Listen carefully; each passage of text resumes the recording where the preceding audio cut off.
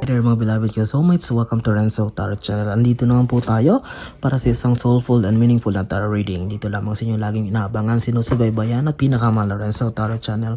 If this is your first time po sa ating channel, please don't forget to like, mag-comment po kayo kapag nakaresonate po kayo ngayon, at please don't forget to subscribe para mas lalong lumago po ating channel at mas marami tayong soulmates na matulungan.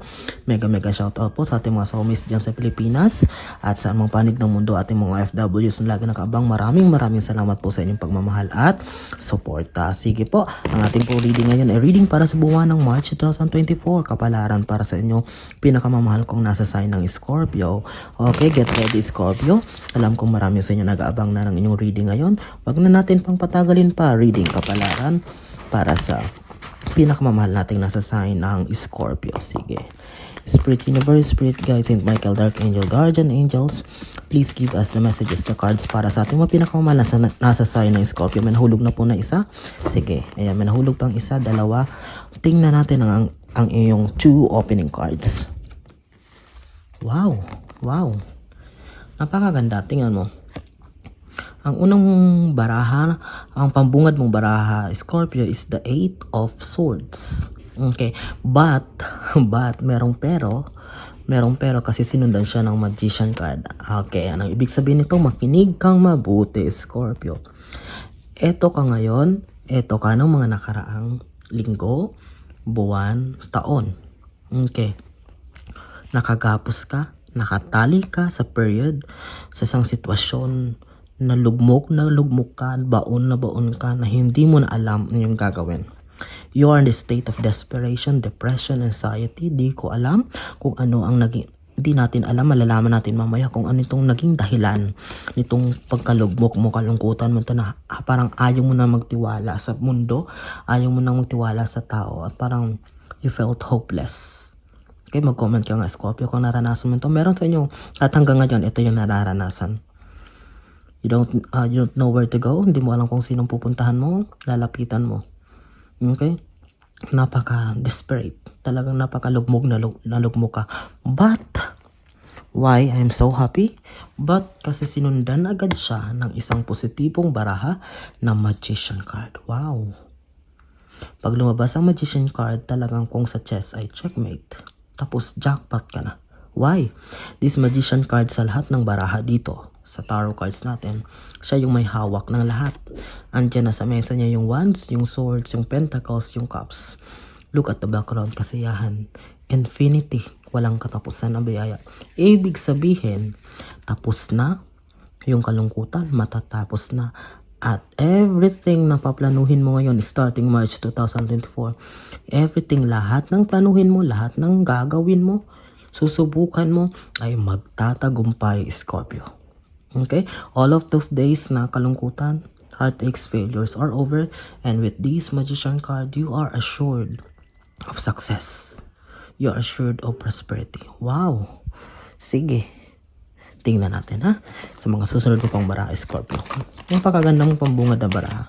Spirit Universe, Spirit Guide, Saint Michael, Dark Angel, Guardian Angels, messages, reading para sa ating pinakamamahal na nasa sign ng Scorpio para sa buwan ng March 2024. Spirit Universe, Spirit Guides, Saint Michael, the Archangel, Guardian Angels, please. Wow. Okay? Ito po. Okay. Sige. Nagiging exciting ang ating reading. 1, 2, 3, 4. Sige. Page of Pentacles, Judgment, Ten of Cups, and Four of Swords. Wow. Sige. Okay. Makinig mabuti, ha? Simulan ko dito sa Four of Swords. Nagsimula tayo sa Eight of Swords, diba? Okay? Ano ibig sabihin nun? Diba sabi ko, nakatali ka sa sitwasyon na wala kang nagagawa. Wala kang taong mahinga ng tulong.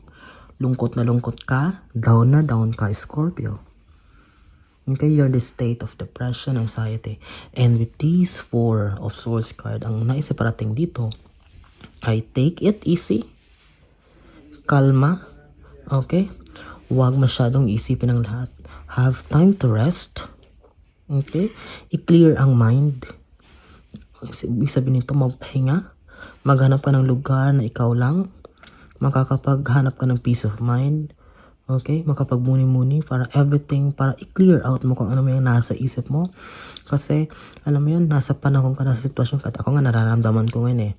Okay, nararamdaman ko yun sa ulo ko na para sa inyo to Scorpion talagang masakit na masakit ang ulo nyo sa mga problema, sa mga bayarin, sa mga desisyon na gagawin. And itong 4 of Swords card, ay pinapating sa inyo na have time to relax, have time to meditate, have everything na makakatulong para makapag-recharge ka. Okay?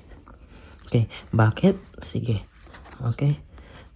Because starting March 2024, magte-turn yung table para sa inyo. Tingnan mo. Page of Pentacles and 10 of Cups. Wishes do come true. Financial blessing na parating. Pera, achievements, dreams, and aspirations in life.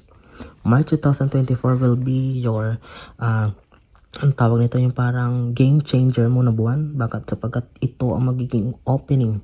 Dito magbubukas ang lahat ng oportunidad para sa inyo, Scorpio, na dati hindi mo naranasan.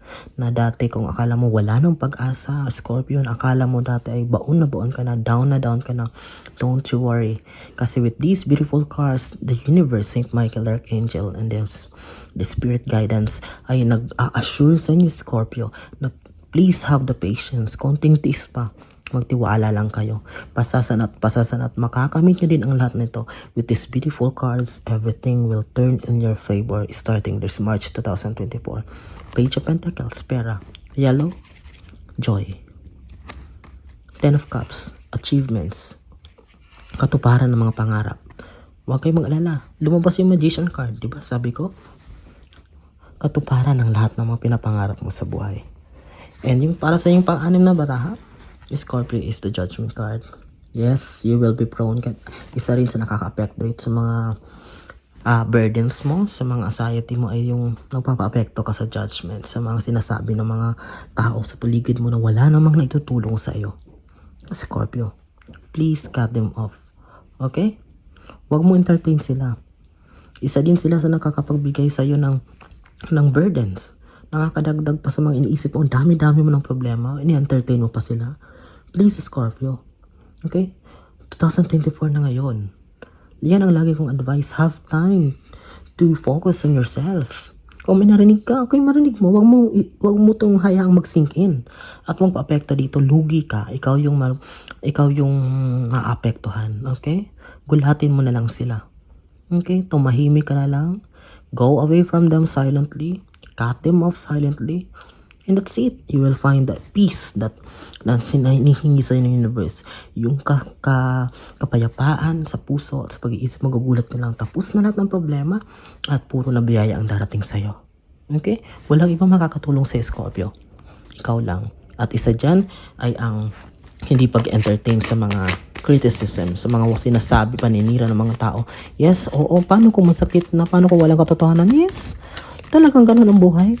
But hindi naman papayag ang universe na hindi babalik sa kanilang ginagawa. Karma is just around the corner. Di ba ang karma nga? Kung anong ginawa mo, yun ang babalik sa iyo. So, kung anong ginawa nila, which is wrong, ay babalik sa kanila. Okay, ikaw, tumahimik ka lang. Let the universe do his part and bahala na. Okay, makikita natin at the end. Papakita mo sa kanila at the end kung ano ba talagang katotohanan. I-reveal ng Panginoon ang katotohanan. And the best thing is hindi ka pumatol. Okay?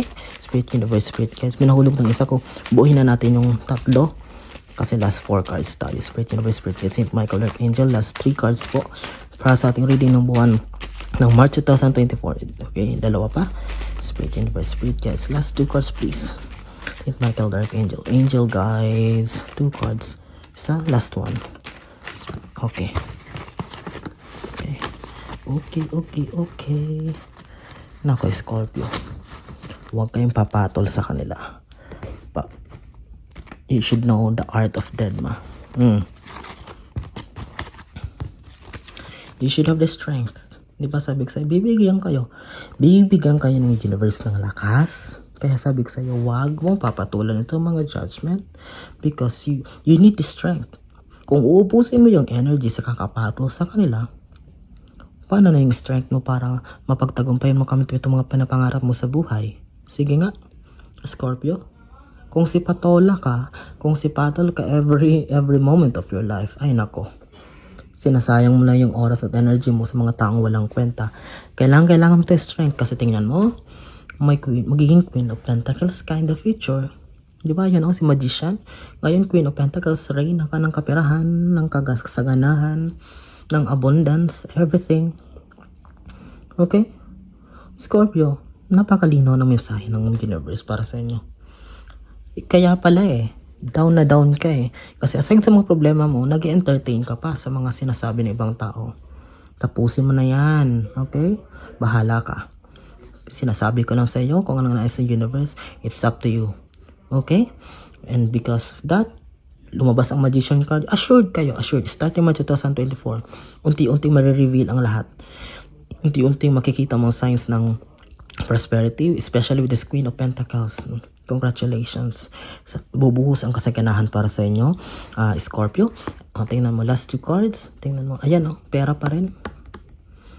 Tingnan mo. You will be looking back to the situation na akala mo na, ay dati grabe, akala ko wala na talaga pag-asa. Pero tingnan mo, ito ngayon, tinitingnan mo lahat ng blessings. Okay? And with your 10th and last card, the 2 of Swords. Okay? Lahat ng paplanuhin mo, ay kailangan mo mapag-isipang mabuti. Okay, the big decision making will be revealed starting March 2024. Maaring may mga options na ilalatag sa'yo at kailangan mong pumili. Ang nais lang iparating dito, maging matalino lang and sa pag-decide kung alin bang mas makakabuti sa'yo. But don't you worry, lahat na decision mo na gagawin na yan ay magsasucceed because lumabas ang Magician card. You are assured of success. Okay, but don't forget, Scorpio, to pray always, to meditate, to connect, to communicate with the universe, ang Panginoon, and have the strength, dedma sa mga criticisms, and everything will fall into place para sa iyo. Sige, yan po ang isang napakalinaw, napaka-soulful and meaningful na ating reading natin pinagsamahan ngayon para sa ating mga pinakamahal na sign ng Scorpio reading buwan ng March 2024. Naway natulungan ko kayo, pinakamahal kong soulmates, na-guide ko kayo, and please don't forget to like and comment kapag nakaresonate kayo ngayon, and share our video at sa inyong mga kakilala, kaibigan, kapisinan, mahilig rin sa tarot reading para mas lalo pong lumago ang ating channel. Maraming salamat sa inyong laging pag-aabang, support at pagmamahal. Mag-iingat po kayo lagi and God bless us all.